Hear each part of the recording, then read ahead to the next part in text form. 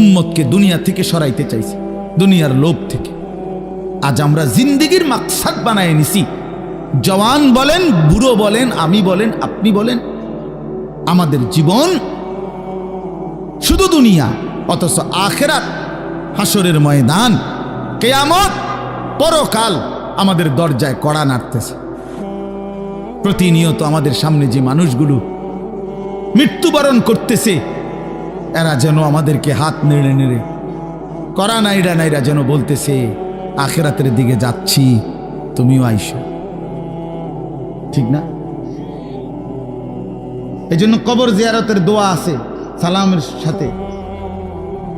ওমর ফারুক ভাই নিরা না, হারে বেটা, বেচারা আমার তে বড় বক্তা, ওরা নিচে বলছে হায় হায়।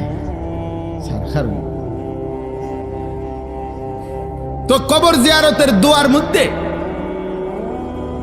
সালামের মধ্যে এটা অংশ আছে, আনতুম লানা সালাফুন ওয়া নাহনু লাকুম তাবাউন।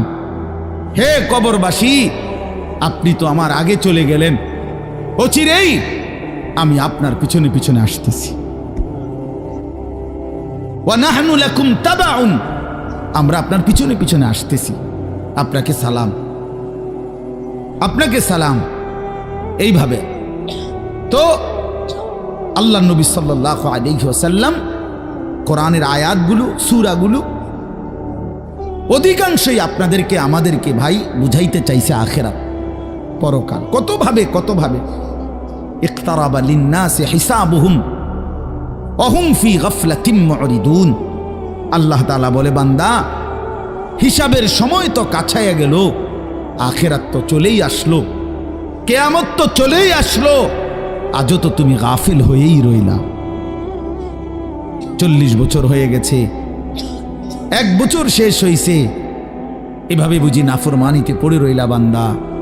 365 দিনে কোনদিন ছেলেরা, তোমরা যারা ফজরের নামাজ পড়ো না, তুমি বলো না বাপ, এত শক্ত, এত পাষাণ কেমনে হইলা? 1টা বছর কোনদিন ফজরের নামাজ পড়ো নাই, এত বড় নিকৃষ্ট জানোয়ার মুসলমানের বাচ্চা কেমনে হয় বলেন? এত বড় জানোয়ার একটা মানুষের বাচ্চা কেমনে হয়? এটা কি পরিমাণ হাইওয়ান, এটা কত বড় হাইওয়ান, এটা কত বড় জন্তু, কত বড় পশু। 1 বছর 365 দিনে এই হাইওয়ান কোনদিন ফজরের নামাজ পড়ে না। শুধু 1 বছর, খবর নিলে দেখবেন 10 বছর, খবর নিলে দেখবেন 5 বছর। জানোয়ারের মতো, ইহুদির মতো, খ্রিস্টানের মতো চুল রাইখা তৃপ্তি বোধ করে, এর চাইতে অসভ্যতা, এর চাইতে নিকৃষ্ট রুচি, এত বিকৃত মানসিকতা কোন জন্তু জানোয়ারেরও হয় না বেটা, জন্তু জানোয়ারের। তোমরা যে সমস্ত ছেলের চুল ইহুদির মতো, খ্রিস্টানের মতো, বেঈমানের মতো বেটা, তুমি একদম নিম্ন রুচির মানুষ, একেবারে ফসা মানুষ বেটা, তুই বেটা ফালতু লোক বেটা, তুই বেটা, তোর কোনো রুচি বলতে কিছু নাই বেটা, তোর কোনো রুচিবোধ নাই বেটা। কার মতো মুসলমানের বাচ্চা হইয়া, মুসলমানের ঘরে জন্ম নিয়া বেটা, আল্লাহর আজান শুনলি, ডান কানে বাম কানে তোরে আজান দিছে, এক পবিত্র মা তোরে 2টা বছর দুধ পান করাইছে বেটা, কোন শরমে বেটা তুই ওই বেঈমানদের মতো চুল কাটলি বেটা? ওদের কোনো জাতপাত আছে বেটা? ওদের কোনো ইজ্জত আছে না সম্মান আছে? আল্লাহ তাআলা কোরআনুল কারীমে বলছে, ইন্নামাল মুশরিকুনা নাজাস। কোরআনের আয়াত কিনা?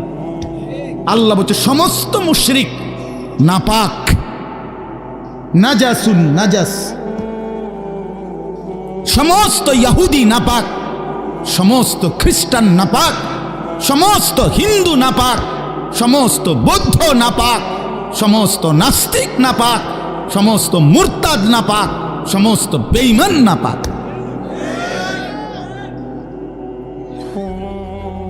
কার মতো বেটা চুল রাখলি বেটা? কারে যাইকা বেটা পেশাব করে পানি লস না বেটা? কোন অসভ্য থেকে শিখলি বেটা? এটা কার থেকে শিখলি? জীবনে 2-4 অক্ষর পড়ালেখাও করো নাই?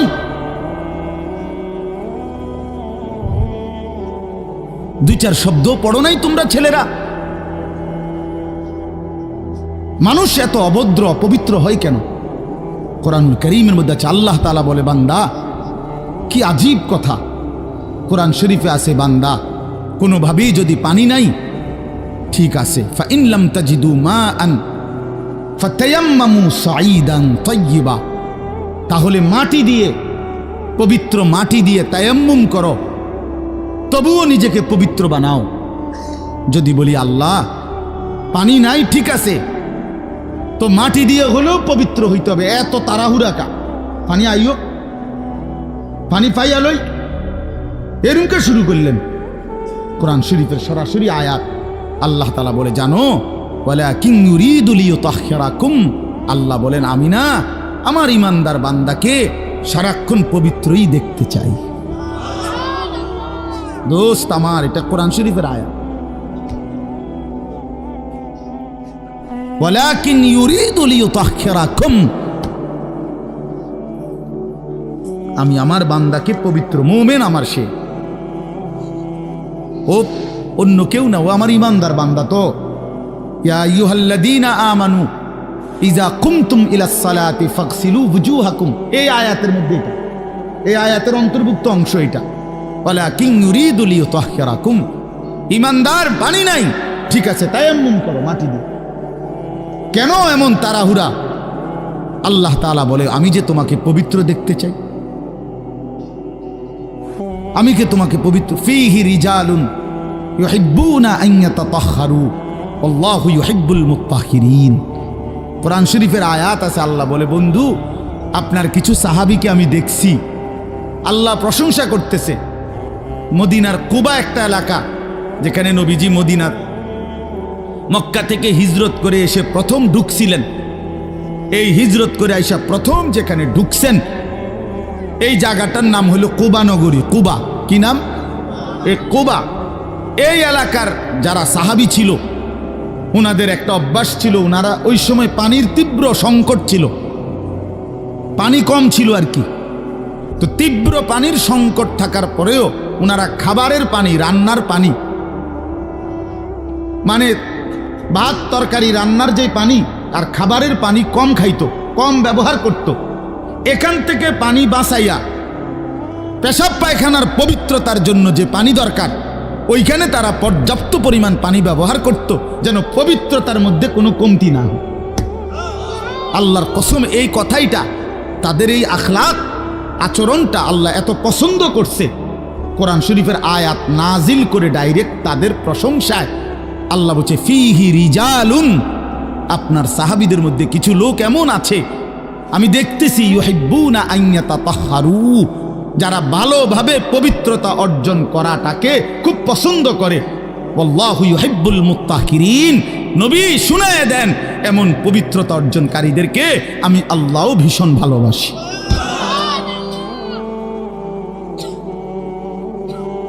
তোরে আল্লাহ ঘৃণা করে।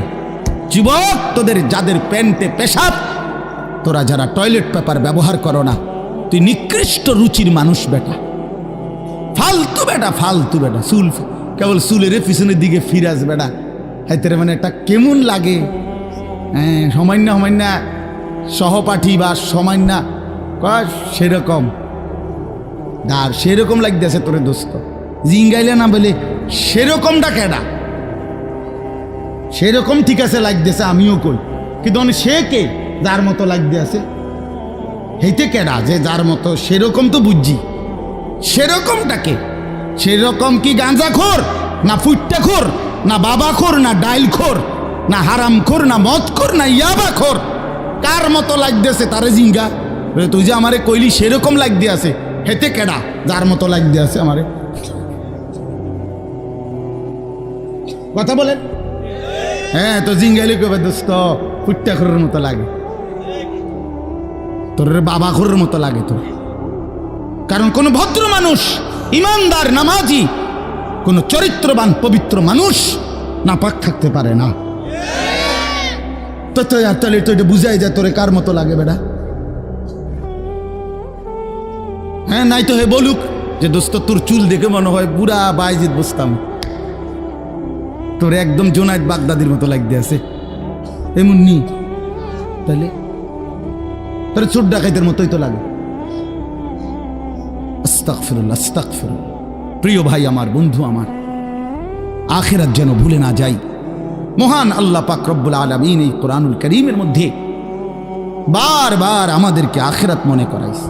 আমাদের জিন্দেগি ঈমানের জিন্দেগি, আমাদের জিন্দেগি পবিত্র জীবন ভাইয়া। আমরা শুধুই দুনিয়ার জন্য না, কতজন কতভাবেই তো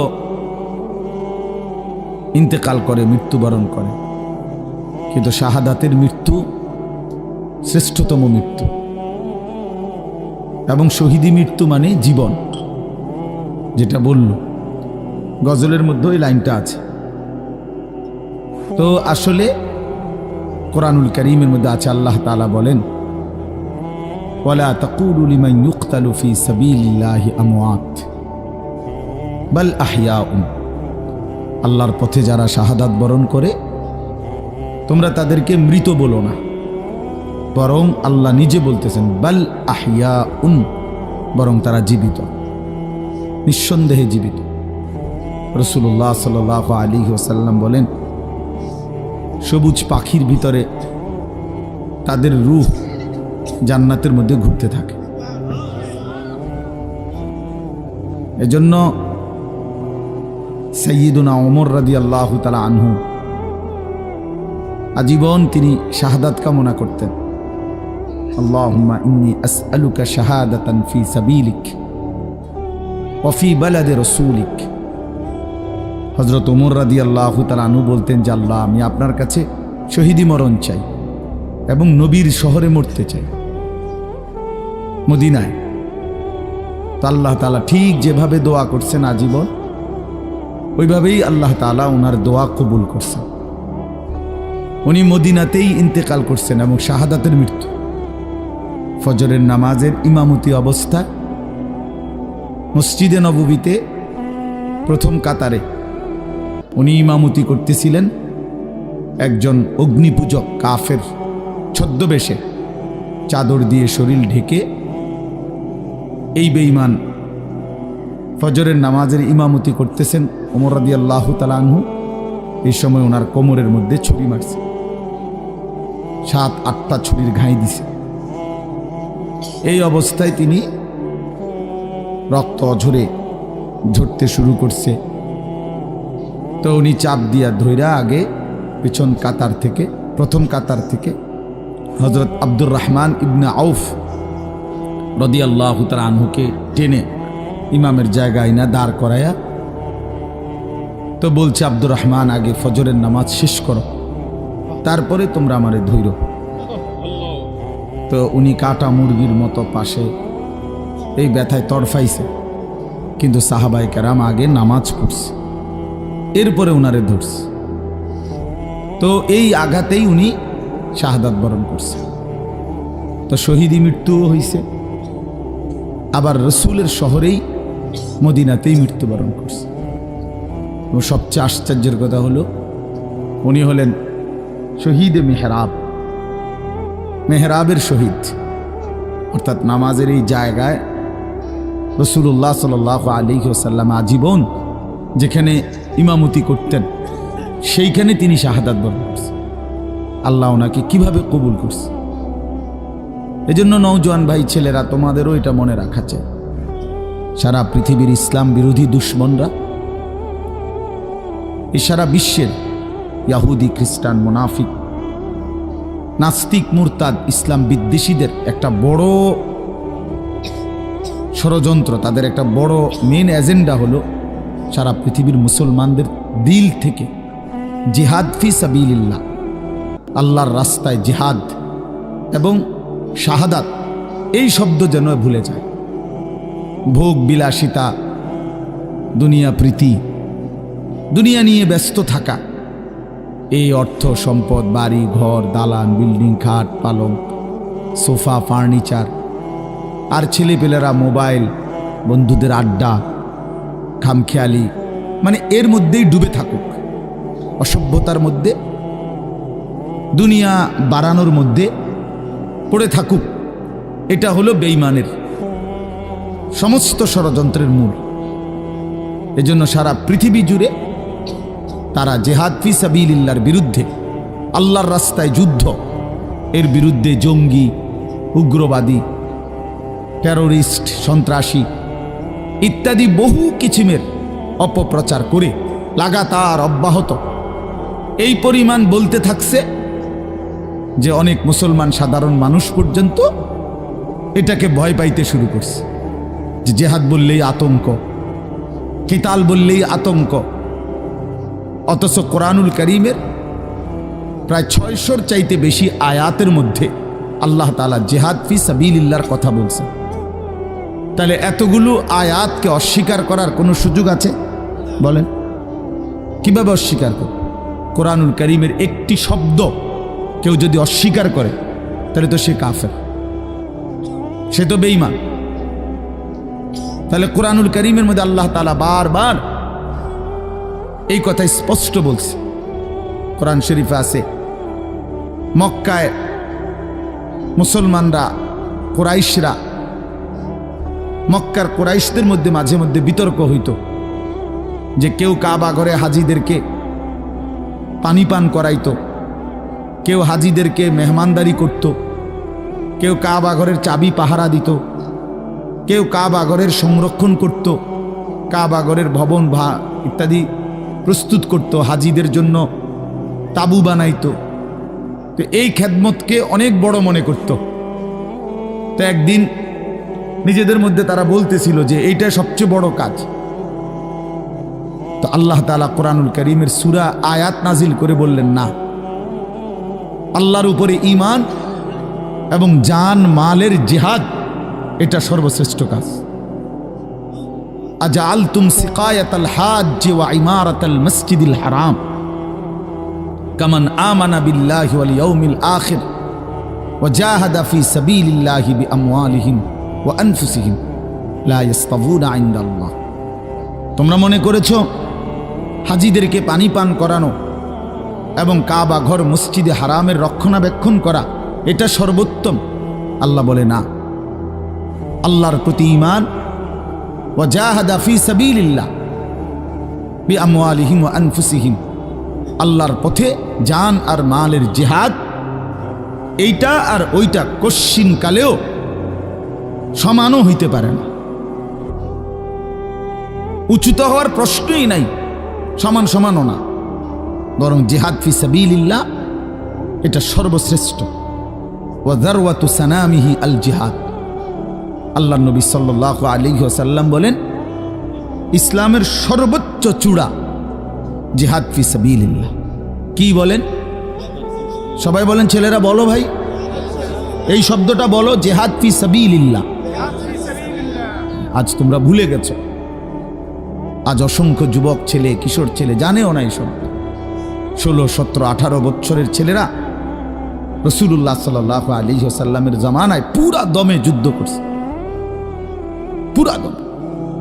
17, 18 বছরের অসংখ্য সাহাবী, 20 বছরের অসংখ্য সাহাবী যুদ্ধের ময়দানে সেনাপতি ছিলেন।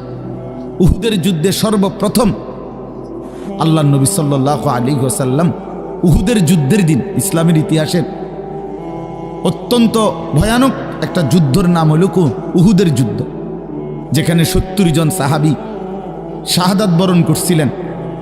এই যুদ্ধে সর্বপ্রথম দুশমনের বিরুদ্ধে, কাফেরদের মোকাবেলায় আল্লাহর নবী সাল্লাল্লাহু আলাইহি ওয়াসাল্লাম প্রথম তীর মারার জন্য দুশমনের দিকে যাকে আদেশ করছেন তার বয়স ছিল মাত্র 18 বছর। হযরত সাদ ইবনে আবি ওয়াক্কাস রাদিয়াল্লাহু তাআলা আনহু, নবীজি উনাকেই প্রথম বলছেন দুশমনের দিকে তীর মারো। ইরমি সাদ, সাদ তুমি তীর ছোড়ো। ফিদাকা আবি ওয়া উম্মি, এ নবী জীবনে একবার শুধু বলছে এই 18 বছরের সাহাবী যুবকের জন্য যে আমি মুহাম্মদের মা বাপ তোমার জন্য কুরবান। আর কোনোদিন নবীজি এ কথা বলে নাই। সাহাবীরা নবীকে বলতো, হে আল্লাহর নবী, আমার মা বাপ আপনি রসুলের জন্য কোরবান হোক, এটা মহব্বতে বলতো।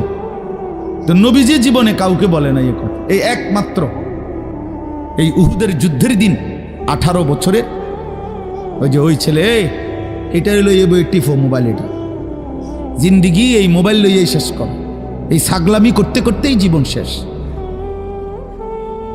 24 ঘন্টার জীবনটা তোমরা ছেলেরা বুঝে নিছো মোবাইল।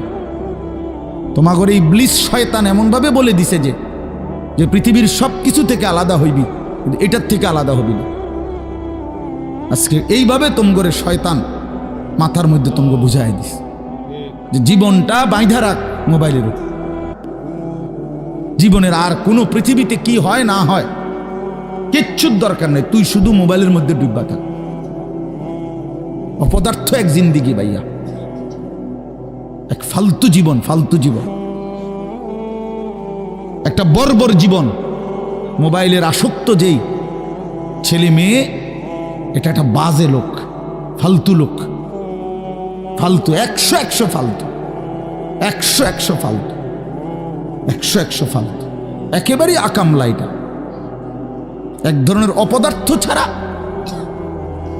যার পৃথিবী নিয়ে, মানবতার কল্যাণ নিয়ে, মানুষের কোনো উপকার নিয়ে, পৃথিবী নিয়ে, আখেরাত নিয়ে জীবনের কোনো স্বপ্ন নাই। শাহওয়াত, শুধু শাহওয়াত, শুধু লজ্জাস্থানের একটা চাহিদা আছে, শাহওয়াত, এইটা পূরণ কর। নারী, ছবি, নাচ, গান, উলঙ্গতা, অশ্লীলতা, বেহায়াপনা, অসভ্যতা, খালাস। এটা মজা পাইলাম, বেড়ি চাইলাম, সারা রাত উলঙ্গ দৃশ্য দেখলাম, জানোয়ারের মতো পড়ে থাকলাম শুইয়া। সকালে 8টা বাজুক 9টা বাজুক, যখন ঘুম ভাঙে ঘুম ভাঙল। ফজরের নামাজ নাই, শরীর অপবিত্র, নাপাক, অসভ্য ছবি দেখতে দেখতে শরীর নাপাক হয়ে গেছে। এই অসভ্যতা, এই জানোয়ার মাতালের মতো পড়ে আছে খাটে। যখন ঘুম ভাঙে ঘুম ভাঙল, উঠলো তো উঠলো, নাস্তা খাইলো, আবার ছুটলো, আবার মোবাইল।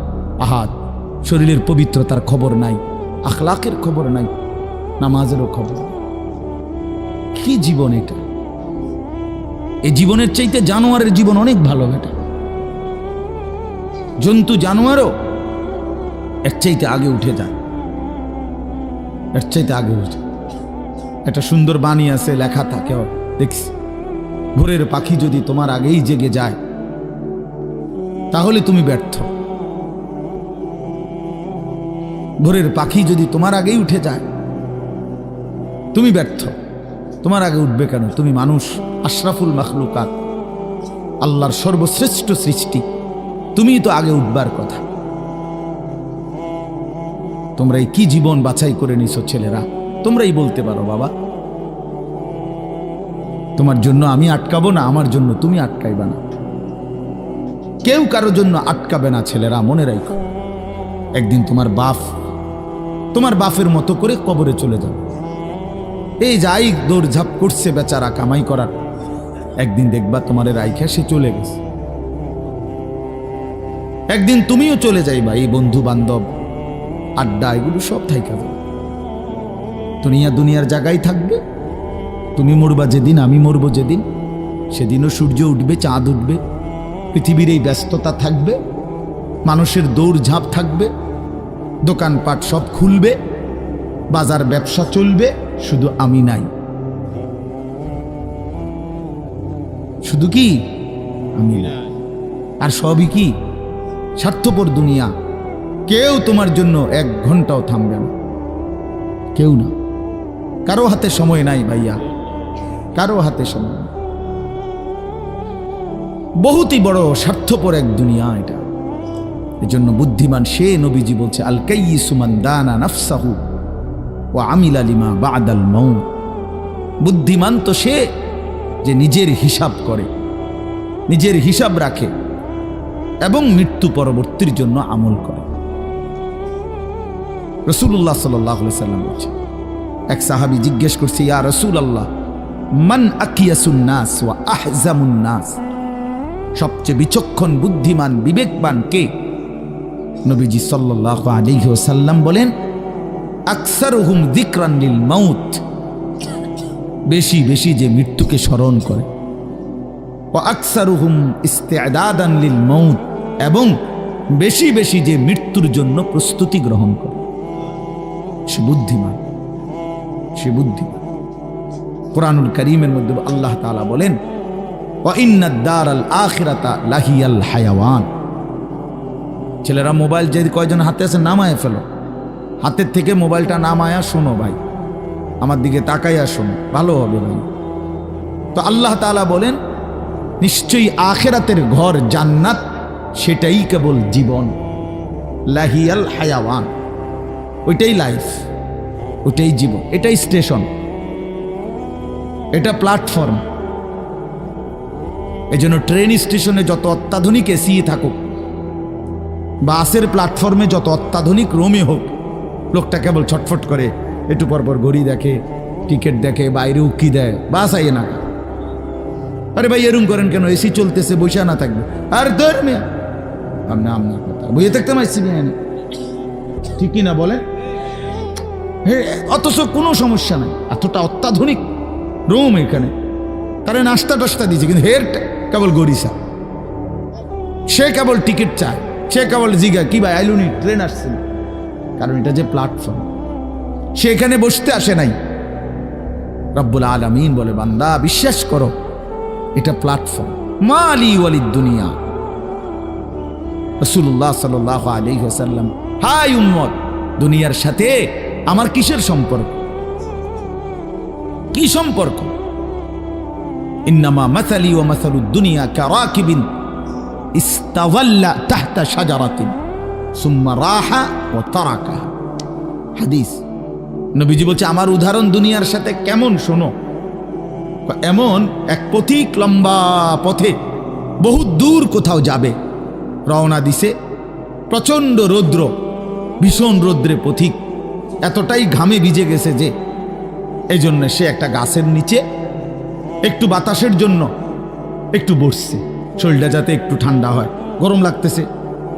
তো কিছুক্ষণ পরে শরীরটা যখন একটু ঠান্ডা লাগছে, একটু বিশ্রাম করছে, তা আবার সেই পথিক তার মূল গন্তব্যের দিকে রওনা দিয়ে চলে গেছে।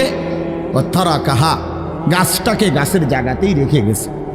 নবীজি বলেন ঠিক এমন আমি তো আখিরাতের প্রতীক, আমি তো জান্নাতের যাত্রী, আমি তো আখিরাতের মুসাফির, আমি তো যাচ্ছি সেখানে।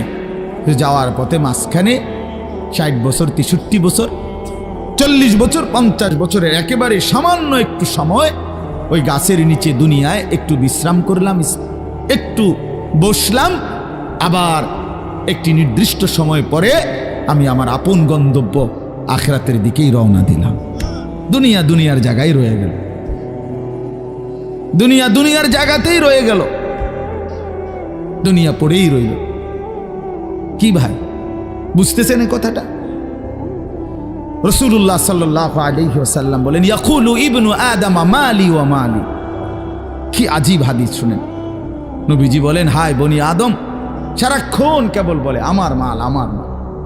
দেখছেন গাড়িটা আমার, এই বাড়িটা আমার, এই 10 শতক জমি আমার, এই সোফাগুলো আমার, এই খাট আমার। আল্লাহ নবী সাল্লাল্লাহু আলাইহি ওয়াসাল্লাম বলেন, হাল্লাকা ইয়া ইবনা আদম মিন মালিক, কোথায় তোমার মাল? এই বনি আদম মাল তোমার বলতে কে বললো এগুলো তোমার? এগুলো যদি তোমারই হয় তো তুমি যেহেতু চিরস্থায়ীভাবে দুনিয়া থেকে কবরের দিকে চলে যাচ্ছ, এগুলো সাথে নিচ্ছ না কেন? তোমার জিনিস কার জন্য রেখে যাচ্ছ? এই বেটা, ওয়া হাল্লাকা ইয়া ইবনা আদম মিন মালিক, কিরে বনি আদম তোর মাল কই? তোর যদি হয় নিচ্ছ না কেন এগুলো? ও মাই মোবাইল আমার, তো আমি এটা নিয়ে যাবো না সাথে এখন, না কেন থুয়ে যাবো? কথা বলেন না কেন? তো তুমি তো দুনিয়া থেকে চলে যাচ্ছ, তো নিচ্ছ না কেন এগুলো? তোমার 10 শতক জায়গা নিবা না? সোফা এগুলো কই রাইখা যাচ্ছ? এগুলো নিয়ে যাও, বিল্ডিং নিয়ে যাও। তাইলে দেখে বুঝেই নাও বান্দা, উম্মত তোমার হলো কোত্থেকে? তোমার কেবল 3টা মাল, 3টা জিনিস তোমার। নবীজি নিজে বলছে, ইল্লা মা আকালতা ফা আফনাইতা, যা সরাসরি তুমি খাইয়া শেষ করছো, খাইছিলা, এটা তোমার। আউ লাবিস্তা ফা আবলাইতা, যেটা সরাসরি তুমি গায়ে দিছিলা, পরছিলা পোশাক, তোমার গায়ে পড়তে পড়তে এডি ফুরান হয়েছে, সিরিয়ালাইছ, এগুলো তোমার। আও তাসাদ্দাকতা ফাআমদাইতা, আর যা আল্লাহর রাস্তায় খরচ করেছ, দান, সাদাকা, জাকাত, ফিতরা, হ্যাঁ, হজ উমরার জন্য, গরিব দুঃখী, মসজিদ, মাদ্রাসা, এতিম, গরিব, অসহায় ইত্যাদি ইত্যাদি, যেগুলো তুমি কি করছিলা, সাদকা খরচ করছো আল্লাহর পথে, ফাআমদাইতা, সেটা তুমি আখিরাতে পাঠাইছো, সেটা পৌঁছে। এই তিনটা তুমি।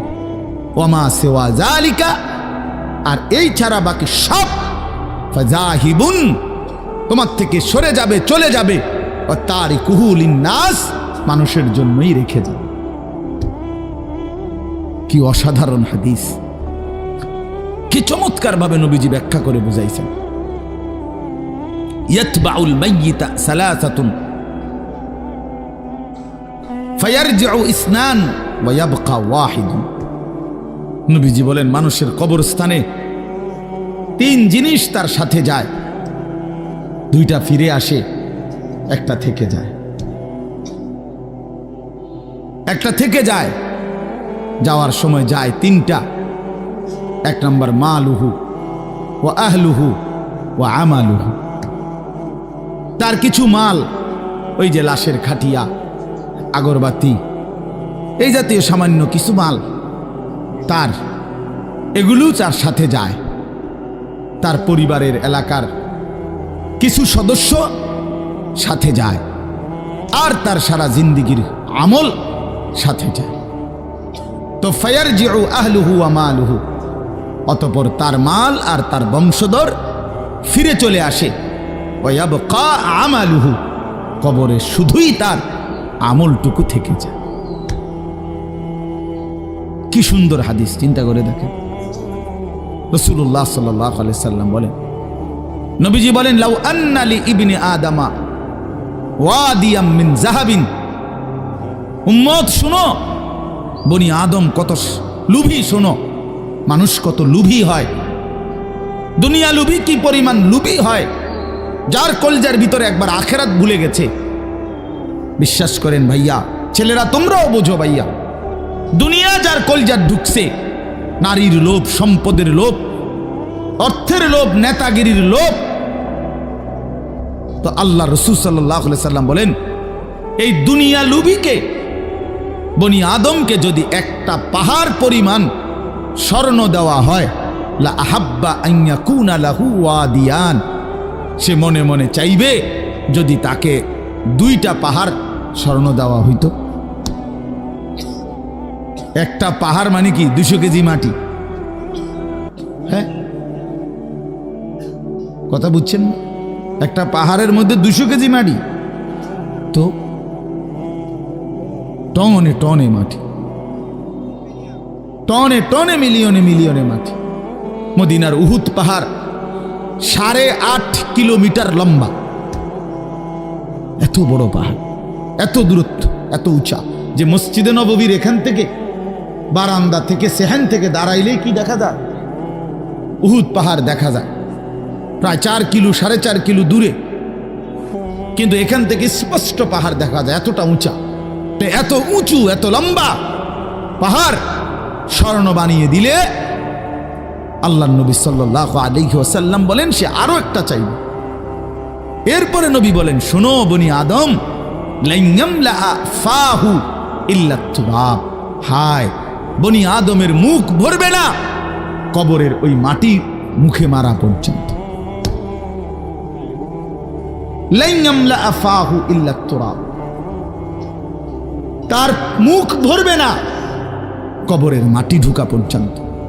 আরে শুনেন আশ্চর্য কথা, ছেলেরা বোঝো, শোনো মিয়া, বাবারাও শোনেন, আশ্চর্য কথা হলো এই যে হাদিস, এটা আমি বললাম না যে বনি আদমকে যদি একটি পাহাড় স্বর্ণ দেওয়া হয়, সে আরেকটি পাহাড় চাইবে এবং তার মুখ ভরবে না, কি ছাড়া? বলেন না, কি ছাড়া? এটা তো কি হাদিস, এটা কি? কিন্তু হযরত উবাই ইবনে কাব রাদিয়াল্লাহু তাআলা আনহু, একজন বড় সাহাবীর নাম, সাহাবীদের মধ্যে সবচেয়ে সুন্দর কোরআন শরীফ যিনি পড়তে পারতেন, সাইয়্যিদুল কুররা, কারীদের সর্দার ছিলেন উনি। সাহাবীদের মধ্যে সবচেয়ে সুন্দর কোরআন পড়তেন উনি। কোরআনুল কারীম এত সুন্দর পড়তেন যে আল্লাহ তাআলা সরাসরি নবীজির কাছে জিব্রাইল পাঠাইয়া আদেশ করছে, বন্ধু আপনি উবাই এর জবান দিয়া কোরআন শরীফ শুনেন। শুনেন, ওই পড়লে আমার আরশ কাইপা ওঠে। শুনেন শুনেন, আমনে শুনুন। আল্লাহ নবী সাল্লাল্লাহু আলাইহি ওয়াসাল্লাম এই সাহাবীকে ডাক দিয়া বলছে, উবাই ইকরা আলাইয়াল কোরআন, কোরআন শরীফ পড়ো, শোনাও। তিনি বলেন, আমি শোনাবো আপনাকে? আমরাই তো শুনি আপনার থেকে, আপনার সামনে আমি কোরআন পড়বো এই সাহস তো আমার নাই ইয়া রাসূল। আল্লাহ নবী সাল্লাল্লাহু আলাইহি ওয়াসাল্লাম বললেন, আল্লাহ তাআলা তোমার নাম বলে আমাকে আদেশ করেছেন তোমার জবানে কোরআন শুনতে। উনি 3 বার জিগাইছে কথাইটা। এরপরে আসাম্মানি আল্লাহ, ইয়া রাসূলুল্লাহ, আল্লাহ আমার নাম নিছে? বলে তোমার নাম? আমার নাম? হ্যাঁ তোমার নাম। আমার নাম? বলছে হ্যাঁ তোমার নাম। ফাবাকা, তিনি প্রচন্ড ভাবে কাঁদতে শুরু করছে আর বলছে, হায় নবী, এক গোলামের এর চাইতে বড় সৌভাগ্য আর কি হইতে পারে যে তার মনিব তার নাম নিয়েছে, তার মালিক তার নাম নিছে। এর চাইতে বড় ভাগ্য আমার জীবনে আর কি হতে পারে যে আমার আল্লাহ আমার নাম নিছে। যাই হোক, আমার বলার উদ্দেশ্য হলো, এই সাহাবী উবাই ইবনে কাব বলেন, এই যে হাদিস এটা নবীজি আমাদেরকে এত বেশি বার বলছে, বারবার বলতেন। আমরা প্রথমত কুন্না নারা, একার সরাসরি তাফসিরে আছে, কুন্না নারা হাদা মিনাল কোরআন,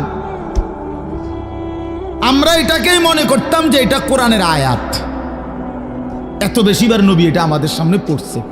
অর্থাৎ সাহাবীদেরকে দুনিয়ার লোভ থেকে ফিরাইবার জন্য, আখিরাতমুখী করার জন্য, পরকালমুখী বুঝাবার জন্য এত বেশিবার বলছে এটা। উনি বলেন, আমরা প্রথমত এটা ভাবতাম এটা কোরআন শরীফের আয়াত। হাত্তা নাজালাত আলহাকুমুত তাকাসুর হাত্তা জুরতুমুল মাকাবির, এরপরে যখন আলহাকুমুত তাকাসুর এই সূরাটা নাজিল হইছে, এই আমি এখন যেই সূরাটা পড়ছি তার পরের সূরা, এটা যখন নাজিল হইল তখন আমরা বুঝলাম যে না, এইটা হইল কোরআন, আর এতদিন যেটা মনে করছি এটা রাসূলের হাদিস। আল্লাহ নবী সাল্লাল্লাহু আলাইহি ওয়াসাল্লাম এভাবে উম্মতকে দুনিয়া থেকে সরাইতে চাইছে, দুনিয়ার লোভ থেকে। আজ আমরা জিন্দেগির মাকসাদ বানায় নিছি। জওয়ান বলেন, বুড়ো বলেন, আমি বলেন, আপনি বলেন, আমাদের জীবন শুধু দুনিয়া, অথচ আখিরাত, হাসরের ময়দান, কিয়ামত, পরকাল আমাদের দরজায় কড়া নাড়তেছে। প্রতিনিয়ত আমাদের সামনে যে মানুষগুলো মৃত্যুবরণ করতেছে, এরা যেন আমাদেরকে হাত নেড়ে নেড়ে কড়া নাইরা যেন বলতেছে, আখিরাতের দিকে যাচ্ছি, তুমিও আইসো। ঠিক না? এই জন্য কবর জিয়ারতের দোয়া আছে সালামের সাথে। ভাই ওমর ফারুক ভাই নিরা না, আরে বেচারা আমার তো বড় বক্তা, ওরা নিচে বলছে, হায় হায়। তো কবর জিয়ারতের দোয়ার মধ্যে, সালামের মধ্যে এটা অংশ আছে, আনতুম লানা সালাফুন ওয়া নাহনু লাকুম তাবাউন। হে কবরবাসী, আপনি তো আমার আগে চলে গেলেন, অচিরেই আমি আপনার পিছনে পিছনে আসতেছি। ওয়া নাহনু লাকুম তাবাউন, আমরা আপনার পিছনে পিছনে আসতেছি। আপনাকে সালাম, আপনাকে সালাম। এইভাবে তো আল্লাহ নবী সাল্লাল্লাহু আলাইহি ওয়াসাল্লাম কোরআনের আয়াতগুলো, সূরাগুলো অধিকাংশই আপনাদেরকে আমাদেরকে ভাই বুঝাইতে চাইছে আখিরাত, পরকাল। কতভাবে ইকতারাবা লিন্নাসি হিসাবুহুম ওয়া হুম ফি গাফলাতিন মুরিদুন। আল্লাহ তাআলা বলে, বান্দা, হিসাবের সময় তো কাছাইয়া গেল, আখিরাত তো চলেই আসলো, কিয়ামত তো চলেই আসলো, আজও তো তুমি গাফিল হয়েই রইলা। 40 বছর হয়ে গেছে, 1 বছর শেষ হইছে, এভাবে বুঝি নাফরমানিতে পড়ে রইলা বান্দা 365 দিনে। কোনদিন ছেলেরা তোমরা যারা ফজরের নামাজ পড়ো না, তুমি বলো না বাপ এত শক্ত এত পাষাণ কেমনে হইলা? 1টা বছর কোনদিন ফজরের নামাজ পড়ো নাই, এত বড় নিকৃষ্ট জানোয়ার মুসলমানের বাচ্চা কেমনে হয় বলেন? এত বড় জানোয়ার একটা মানুষের বাচ্চা কেমনে হয়? এটা কি পরিমাণ হাইওয়ান, এটা কত বড় হাইওয়ান, এটা কত বড় জন্তু, কত বড় পশু। 1 বছর 365 দিনে এই হাইওয়ান কোনোদিন ফজরের নামাজ পড়ে না। শুধু 1 বছর, খবর নিলে দেখবেন 10 বছর, খবর নিলে দেখবেন 5 বছর। জানোয়ারের মতো, ইহুদির মতো, খ্রিস্টানের মতো চুল রাইখা তৃপ্তিভূত করে, এর চাইতে অসভ্যতা, এর চাইতে নিকৃষ্ট রুচি, এত বিকৃত মানসিকতা কোন জন্তু জানোয়ারেরও হয় না বেটা, জন্তু জানোয়ারের। তোমরা যে সমস্ত ছেলের চুল ইহুদির মতো, খ্রিস্টানের মতো, বেঈমানের মতো বেটা, তুমি একদম নিম্ন রুচির মানুষ, একেবারে ফসা মানুষ বেটা, তুই বেটা ফালতু লোক বেটা, তুই বেটা তোর কোনো রুচি বলতে কিছু নাই বেটা, তোর কোনো রুচিবোধ নাই বেটা। কার মতো মুসলমানের বাচ্চা হইয়া মুসলমানের ঘরে জন্ম নিয়া বেটা আল্লাহর আজান শুনলি, ডান কানে বাম কানে তোরে আজান দিছে, এক পবিত্র মা তোরে 2টা বছর দুধ পান করাইছে বেটা, কোন শরমে বেটা তুই ওই বেঈমানদের মতো চুল কাটলি বেটা? ওদের কোনো জাতপাত আছে বেটা? ওদের কোনো ইজ্জত আছে না সম্মান আছে? আল্লাহ তাআলা কোরআনুল কারীমে বলছে ইন্নামাল মুশরিকুনা নাজাস, কোরআনের আয়াত কিনা? আল্লাহ বলছে সমস্ত মুশরিক নাপাক, নাজাসুন নাজাস,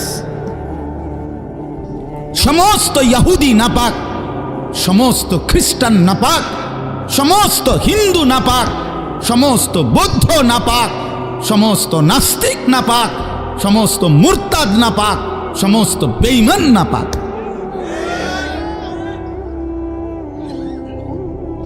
কার মতো বেটা চুল রাখলি বেটা? কারে দেখা বেটা পেশাব করে পানি লস না বেটা? কোন সভ্য থেকে শিখলি বেটা? এটা কার থেকে শিখলি? জীবনে 2-4 অক্ষর পড়ালেখাও করো নাই?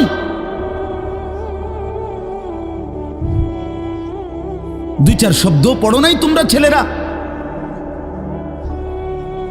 মানুষ এত অভদ্র অপবিত্র হয় কেন?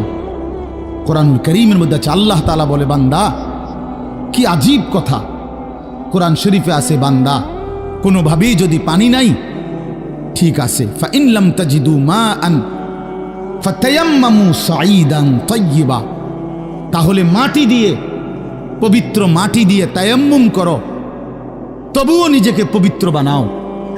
যদি বলি আল্লাহ পানি নাই, ঠিক আছে, তো মাটি দিয়ে হলেও পবিত্র হইতে হবে, এত তাড়াহুড়া কা? পানি আইও, পানি পাইয়ালই এরকম শুরু করলেন। কোরআন শরীফের সরাসরি আয়াত, আল্লাহ তাআলা বলে জানো ওয়ালাকিন ইউরিদু লিইউতাহহিরাকুম, আল্লাহ বলেন আমি না আমার ইমানদার বান্দাকে সারাক্ষণ পবিত্রই দেখতে চাই।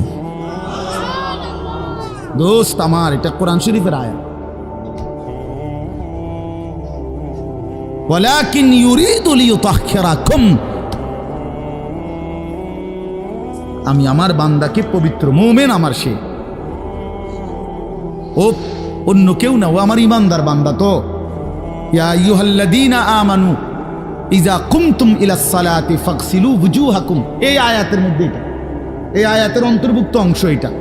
ওয়ালাকিন ইউরিদু লিইউতাহহিরাকুম, ইমানদার পানি নাই, ঠিক আছে, তায়াম্মুম করো মাটি দিয়ে। কেন এমন তাড়াহুড়া? আল্লাহ তাআলা বলে আমি যে তোমাকে পবিত্র দেখতে চাই,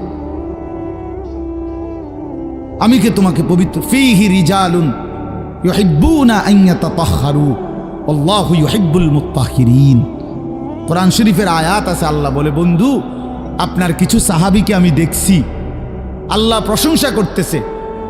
মদিনার কুবা একটা এলাকা, যেখানে নবীজি মদিনার মক্কা থেকে হিজরত করে এসে প্রথম ঢুকছিলেন। এই হিজরত করে আইসা প্রথম যেখানে ঢুকছেন, এই জায়গাটার নাম হলো কুবা নগরী। কুবা, কি নাম?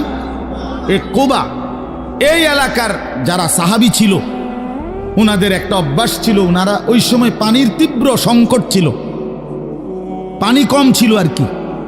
তো তীব্র পানির সংকট থাকার পরেও ওনারা খাবারের পানি, রান্নার পানি, মানে ভাত তরকারি রান্নার যে পানি আর খাবারের পানি কম খাইতো, কম ব্যবহার করত। এখান থেকে পানি বাঁচাইয়া পেশাব পায়খানার পবিত্রতার জন্য যে পানি দরকার, ওইখানে তারা পর্যাপ্ত পরিমাণ পানি ব্যবহার করত, যেন পবিত্রতার মধ্যে কোনো কমতি না হয়। আল্লাহর কসম, এই কথাইটা, তাদের এই আখলাক আচরণটা আল্লাহ এত পছন্দ করছে, কোরআন শরীফের আয়াত নাজিল করে ডাইরেক্ট তাদের প্রশংসায়। আল্লাহ বলছে ফিহি রিজালুন, আপনার সাহাবীদের মধ্যে কিছু লোক এমন আছে আমি দেখতেছি, ইউহিব্বুনা আন ইয়াতাতাহহারু, যারা ভালোভাবে পবিত্রতা অর্জন করাটাকে খুব পছন্দ করে। আল্লাহু ইউহিব্বুল মুত্তাহিরিন, নবী শুনায়ে দেন এমন পবিত্রতা অর্জনকারীদেরকে আমি আল্লাহও ভীষণ ভালোবাসি।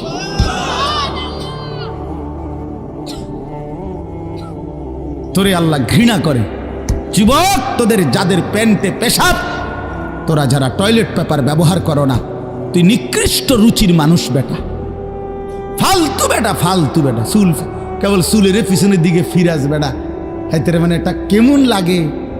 হ্যাঁ, সামান্য সামান্য সহপাঠী বা সামান্য সেরকম দার সেরকম লাগতেছে তোরে দোস্ত, জিঙ্গাইলে না বলে সেরকমটা কেডা? সেরকম ঠিক আছে লাগতেছে, আমিও কই, কিন্তু সে কে যার মতো লাগতে আছে? হেইতে কেডা যে যার মতো? সেরকম তো বুঝছি, সেরকমটাকে। সেরকম কি গাঁজাখোর, না ফুট্টাখোর, না বাবাখোর, না ডাইলখোর, না হারামখোর, না মদখোর, না ইয়াবাখোর? কার মতো লাগতেছে তারে জিঙ্গা? তুই যে আমারে কইলি সেরকম লাগতে আছে, হেতে কেডা যার মতো লাগতে আছে আমারে? কথা বলেন। হ্যাঁ, তো জিঙ্গাইলে কবে দোস্ত ফুট্টাখোরের মতো লাগে, তোর বাবাখোরের মতো লাগে তোর। কারণ কোন ভদ্র মানুষ, ইমানদার, নামাজি, কোন চরিত্রবান পবিত্র মানুষ নাপাক থাকতে পারে না। তো তাহলে তো এটা বুঝাই যায় তোরে কার মতো লাগে বেটা। হ্যাঁ, নাই তো হে বলুক যে দোস্ত তোর চুল দেখে মনে হয় পুরা বাইজিদ বসতাম, তোর একদম জোনায়েদ বাগদাদির মতো লাগতে আছে, এমন নি? তাহলে তোর চোর ডাকাইতের মতোই তো লাগে। আস্তাগফিরুল্লাহ, আস্তাগফিরুল্লাহ। প্রিয় ভাই আমার, বন্ধু আমার, আখিরাত যেন ভুলে না যাই। মহান আল্লাহ পাক রব্বুল আলামিন এই কোরআনুল কারীমের মধ্যে বারবার আমাদেরকে আখিরাত মনে করাইছে। আমাদের জিন্দিগি ঈমানের জিন্দিগি, আমাদের জিন্দিগি পবিত্র জীবন ভাইয়া। আমরা শুধুই দুনিয়ার জন্য না, শুধু দুনিয়ার জন্য, দুনিয়ার জন্য আল্লাহ তাআলা কোরআন শরীফ আছে ওয়াদারনি ওয়াল মুকাদ্দিবিনা উলিন না'মাতি ওয়া মাহিলহুম কালিলা। আল্লাহ বলছে, হে আমার বান্দারা, নাফরমান পাপীদেরকে অল্প সময়ের জন্য দুনিয়া ভোগ করতে দাও, ওদেরকে দুনিয়া খাওয়াইয়া পড়াইয়া এরপরে আমি নিয়ে আসবো, আমি এজন্যই বানাইছি। কিন্তু তোমরা মুমিন, তোমরা ইমানদার, তোমাদেরকে আমি আল্লাহ তাআলা জান্নাতের জন্য বানাইছি, জান্নাতের জন্য। উইদ্দাত লিল মুত্তাকিন, মুমিনদের জন্যই জান্নাত, মুত্তাকিদের জন্যই জান্নাত। একটা বেঈমানও জাহান্নাম থেকে মুক্তি পাবে না। কোনো কাফের, কোনো বেঈমান, কোনো হিন্দু, কোনো বৌদ্ধ, কোনো ইহুদি, কোনো খ্রিস্টান, কোনো নাস্তিক, মুরতাদ পরকালে, পরকালে এক ঢোক, এক জাররা, এক লোকবা, এক ঢোক পানি মিলবে না, সুখ মিলবে না। ঈমানবিহীন সমস্ত ভালো কাজ আখিরাতের বিচারে পরিত্যক্ত, মারদুদ, বাতিল। ঈমান শর্ত। মৃত্যু পরবর্তী যেই কোনো বিনিময়ের জন্য, উত্তম বিনিময় পেতে হলে কি লাগবে? ঈমান জরুরি, ঈমান জরুরি। ঈমান হারা সর্বহারা, আল্লাহারা সর্বহারা, সর্বহারা। তো এই জন্য আল্লাহ তাআলা আমাদেরকে বানাইছিনি আখিরাতের জন্য, আখিরাতে নিজের জন্য। খালাকতুল আশিয়া আলি আজালিক ও খালাকতুকা লি। আল্লাহ বলছে বান্দা গোটা দুনিয়া আমি তোমার জন্য বানাইছি, তোমারে শুধু আমার জন্য বানাইছি। সারে দুনিয়া তেরে লিয়ে, তু সিরফ মেরে লিয়ে। বাহ, এই কথা ভাবলেই তো অবাক লাগে। আমার তো খুব ভালো লাগে যে কয় কি মালিক। हाँ, सारे दुनिया तेरे लिए, तू सिर्फ मेरे लिए। গোটা দুনিয়া বান্দা তোর জন্য, যা বান্দা সবটা দুনিয়া তোরে দিলাম, তোকে শুধু আমার জন্য রাখলাম। তু সিরফ মেরে লিয়ে, তুমি আমার জন্য, তুমি আমার হয়ে থাকবা, আমার সেজদা করবা, আমার নামাজ, আমার হুকুম পালন করবা। তো দুনিয়া ও ইজ্জতের সাথে আমি আল্লাহ চালাবো, আখিরাতেও তোমারে আমি আল্লাহ সর্বোচ্চ সম্মানজনক রিজিক, সর্বোত্তম জান্নাত আমি নিজে দিয়ে দেব। ফালানুহিয়ান্নাহু হায়াতান তাইয়্যিবাহ ওয়া লানাজজিয়ান্নাহুম আজরাহুম বিআহসানি মা কানু ইয়ামালুন। রব্বুল আলামিন বলেন দুনিয়াতেও আরামের জীবন দেব, আখিরাতেও সর্বোত্তম বিনিময় দেব। শর্ত কেবল দুইটা, এক নাম্বার ঈমান, দুই নাম্বার নেক আমল। মান আমিলা সালিহাম মিন যাকারিন আও উনসা ওয়া হুয়া মুমিন। আল্লাহ বলেন পুরুষ কিংবা নারী যদি ঈমান অবস্থায় সবগুলো নেক আমল করতে পারো, আমি আল্লাহ ওয়াদা দিলাম বান্দা দুনিয়াতেই তোমাকে আরামের জীবন দেব, আখিরাতেও সর্বোত্তম বিনিময় দেব। সুবহানাল্লাহ। চলেন, আমার কথা শেষ। আমার বাপ আমি এবার তর্জমা শুনাই, তাইলেই কথা শেষ।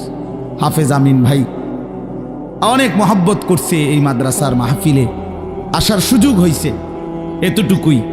আরও ওলামায়ে কেরাম, আমাদের আল্লামা মুফতি আমজাদ হোসাইন সাহেব হজরত অনেক অসুস্থ, উনি আজকে অনেক দিন ধরে ডেঙ্গুতে আক্রান্ত। আজকেও আসরের পরে কথা বলছি, খুব আস্তে আস্তে কথা বলে, খুব ক্লান্ত, দুর্বল। তারপরও আমারে বলছে যে আমিন ভাইয়ের মাহফিল আমি একটু লেগে হইলো আসমু। আমাদের আজকে যে একজন মৌলানা শেষ বয়ান করবে, আপনার অসাধারণ। আপনাদের ছেলেদেরকে তোমাদেরকে বলি, বাপ আমার অনুরোধ রইল, আমার এই কথাটা রাইখো, তোমরা ওর বয়ান শুনো। আমি নিজেও ওর বয়ান শুনি, আমি নিজেও এর বক্ত। অসাধারণ বয়ান করে সে, হজরত মৌলানা মুফতি ইউসুফ বিন ইকবাল, তার বয়ান চমৎকার। একেবারে আল্লামা মুফতি আরিফ বিন হাবিব যেমন সব কথা হাদিস থেকে বলে, এই নওজোয়ান মাওলানাও ঠিক এরকম অনর্গল রাসূলুল্লাহ সাল্লাল্লাহু আলাইহি সাল্লামের হাদিস বলতে থাকে। হ্যাঁ, এজন্য সবাই ইনশাআল্লাহ এই মাওলানার বয়ান শুনবার চেষ্টা করবেন। তো তরজমাটা শুনেন। আল্লাহ তাআলা মূল বক্তব্য এটাই যে আল্লাহ আমাদেরকে আখিরাত মনে করাইতে চাইছে। কি? কোরআনুল কারীমের 30 নম্বর পারা 101 নম্বর সূরা আল কারিআহ, এই সূরার আল্লাহ বলেন আল কারিআতু মাল কারিআ। আল কারিআ অর্থ হলো যেটা দরজায় আঘাত করে, খটখট খটখট আওয়াজ করে, এই খটখটকারী। আল্লাহ বলেন মাল কারিআ, বলো তো খটখটকারী বলতে কি? ওমা আদরাকা মাল কারিআ। আবারও বলছি নবী আপনাকে জানতে চাচ্ছে, জানেন এই আঘাতকারী খটখটকারী কি? আল্লাহ বলেন সেটা হলো আখিরাত, কিয়ামত, যেটা আপনার কাছে প্রতিদিন আমাদের কাছে খটখট করে আমাদের দরজায় যেন ঘন্টা বাজাইয়া বলে যাচ্ছে যে কিয়ামত তো চলেই আসলো। আখিরাতের প্রস্তুতি কি হলো বলো? ওই মানুষ তো মরে গেল দেখলা, তুমিও তো মরে যাবা, তোমার প্রস্তুতি কি বলো? এক লোকের জানাজা যাচ্ছিল, লাশ, তো এক বুজুর্গ আল্লাহওয়ালা ওই সামনে দাঁড়ানো, তো ওনার পাশের এক লোক বলতেছে কার জানি কবর, কার জানি মৌত হইল, আরে কার জানি কার জানি। তখন তিনি বললেন হয় তোমার মরণ হইল নয়তো আমার মরণ হইল। মানে এইটা ভাবো যে হয় তোমার মরণ হইছে নইলে কার মরণ হইছে? আমার মরণ হইছে। আর ভাবো সে তো মৃত্যুবরণ করছে, তিনটা অবস্থা তার শেষ। একটা হইল আজরাইলকে দেখা, এটা তার শেষ। এরপরে জান কবজের যন্ত্রণা, এটা তার শেষ। আর জান কবজের পরে তার মৃত্যুটা বিভৎস। অনেকের মৃত্যু হইতে পারত, তার শরীর ছিঁড়া ফেলছে, তার শরীর নিশ্চিহ্ন হয়ে গেছে, এরকম আপনার মৃত্যু হইতে পারত। কিন্তু তার তো স্বাভাবিক মৃত্যু হইল যে তার লাশটা অক্ষত আছে, দেখা যায়। তুমি এবার ভাবো যে তোমার সামনে তিনটা রয়ে গেছে, যে আজরাইল তোমার সামনে কেমন দাঁড়াবে, তুমি চিন্তা করো। তোমার জান কবজের কষ্ট কেমন হবে, তুমি ভাবো। তোমার মৃত্যু কি স্বাভাবিক হবে নাকি অ্যাক্সিডেন্ট আর অস্বাভাবিক কোনো মৃত্যু হবে, সেটা নিয়ে ভাবো। তাইলে প্রতিটা মৃত্যু আমাদেরকে ঘন্টা বাজায়, প্রতিটা রাত আমাদেরকে ঘন্টা বাজায়, প্রতিটা দিন আমাদেরকে ঘন্টা বাজায় যে বান্দা সময় তো চলে গেল, আখিরাতের কি হলো, কবরের কি হলো, পরকালের কি হলো। ইয়াউমা ইয়াকুনুন নাসু কাল ফারাশিল মাবসুত ওয়া তাকুনুল জিবালু কাল ইহনিল মানফুশ। আল্লাহ বলে একদিন সত্যি সত্যি কিয়ামত হবে, ইসরাফিল ফু দিবে। সেদিন কি হবে? সেদিন সমস্ত মানুষগুলো হয়ে যাবে বিক্ষিপ্ত পতঙ্গের মতো। বিক্ষিপ্ত পতঙ্গ মানে আপনারা একদম সহজ বুঝবেন, ওই যে বাতির মধ্যে, লাইটের মধ্যে, আলোর মধ্যে অনেক সময় যে সাদা সাদা পোক এগুলো আসে, এগুলো দেখছেন? এগুলো কি কয়? উলু উলু। এই যে আর একটু বড় বড় সাদা সাদা, হ্যাঁ, এই উলু উলু, এই উলু পোকা। এইটা যেমন মাঝে মাঝে এইভাবে আসে চারদিক থেকে উইরা উইরা আইয়াই পইরা হয় আগুনের মধ্যে, বাতির মধ্যে, আলোর মধ্যে পইরা পইরা মরে, নিচে মরে। তো আল্লাহ পাক বলেন ইসরাফিল ফু দিবে, কিয়ামত শুরু হবে। মানুষ এরকম পাগলের মতো, উলুর মতো দৌড়াইয়া পতঙ্গের মতো চারিদিকে দিক বিদিক শূন্য হইয়া দৌড়তে থাকবে। কেউ বলতে পারবে না কে কোথায় যাচ্ছে, কোথায় দৌড়াচ্ছে, কি হচ্ছে। সবাই অস্থির হয়ে যাবে। এরই মধ্যে যে যেখানে গিয়া পড়ে যাবে ওইখানেই তার মৃত্যু, ওইখানেই কবর। ওয়াতাকুনুল জিবালু কাল ইহনিল মানফুশ। পাহাড়গুলো একটা নমুনা আল্লাহ বলছে, পাহাড়গুলো তুলারে দীর্ঘক্ষণ মেশিনের মধ্যে ধুনাইয়া সারলে এবার যখন ঝরঝরা হয় তুলা, তো এবার যদি বাতাস লাগে তাইলে যেমন এটা উড়তে শুরু করে, তুলা উড়ে। তো আল্লাহ তাআলা বলে পাহাড়গুলো এরকম ধ্বনিত তুলার মতো উঠতে থাকবে। পুরা সৃষ্টির সব কিছু ভাঙ্গা চুইরা শেষ হয়ে যাবে। হাসরের ময়দান কায়েম হবে। আর সেখানে কি হবে? দুইটা অবস্থা। ফাআম্মা মান সাকুলাত মাওয়াজিনহু, সেই হাসরের ময়দানে আমলনামা হাতে নিয়ে মিজানের পাল্লায় যার নেকি ভারী হবে, ফাহুয়া ফি আইশাতির রাদিয়া, সেই সন্তুষ্টিময় আরামদায়ক জান্নাতের জীবন লাভ করবে। ওয়া আম্মা মান খাফফাত মাওয়াজিনহু ফাউম্মুহু হাওিয়া ওয়া মা আদরাকা মা হিয়া নারুন হামিয়া। আর যার আমলনামা মিজানের পাল্লায় ওজন দেওয়ার পরে হালকা হবে, গুনাহ ভারী হবে, নেকি হালকা হবে, আল্লাহ তাআলা বলেন তার ঠিকানা হবে হাবিয়া নামক জাহান্নাম। আর আল্লাহ নিজেই বলে, নবী জানেন হাবিয়া জাহান্নামটা কেমন? নারুন হামিয়া, একেবারে প্রজ্বলিত ধাউ ধাউ করে জ্বলন্ত আগুন, এটার নামই হচ্ছে হাবিয়া। হাবিয়া। এখানে একটা কথা শুধু বলি, কথা আমার শেষ।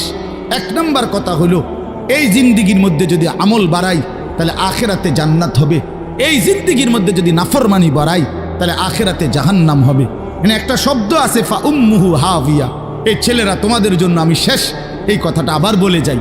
এই শব্দটার তাফসীর আমি আজকেও পড়ছি, তাফসীরে কুরতুবিতে, তাফসীরে ইবনে কাসিরের মধ্যে আছে। আল্লাহ তাআলা বলছেন ফাউম্মুহু হাবিয়া, নাফরমান পাপীকে হাসরের ময়দানে, এই উম্মুহুর শব্দের অর্থ হলো উম্মু রাসিহি, অর্থাৎ তার মাথার সামনে যে চুল, এই চুল ধরে দাঁড়ানো মানুষটাকে বেইজ্জতি করে নিচে নামাইয়া এরপরে লাথি দিয়া জাহান্নামে ফেলবে। এইটা অর্থ। এই অতএব এই লম্বা চুল, এই বিকৃত চুল ছাড়ো, ছাড়ো, নাই তো জাহান্নামের ফেরেশতা টান দিয়া ধইরা তোরে দাঁড়ানোর থেকে নিচে ফেলাইয়া একটা লাথি দিয়া জাহান্নামে ফেলে দেবে। তখন বুঝবা, তখন বুঝবা। এই জন্য আমি অনুরোধ করলাম, রাগ হইও না, আমি শক্তই বললাম, মনে করো তোমরা এই স্বাভাবিক চুল রাখো, স্বাভাবিক চারদিকে সমান চুল রাখো। এটা কোনোভাবে এটা অসভ্যতা, এটা ফ্যাশন না, এটা জাহান্নামীদের চিহ্ন ভাইয়া, এটা দাজ্জালের চিহ্ন। দয়া করে আমার এই কথা ফিরাই দিও না, ফিরাই দিও না যুবক। নিয়ত করো ইনশাআল্লাহ, ছেলেরা নিয়ত করো, বলো যুবক ইনশাআল্লাহ, পাক্কা নিয়ত করো ইনশাআল্লাহ। তোমাদের যুবক আগামী দিনের জন্য, ইসলামের জন্য রেডি হইতে হবে। তোমরা নামাজ পড়তেই হবে বাবা। আল্লাহকে রাজি না করলে আমার মাতৃভূমিও নিরাপদ থাকবে না।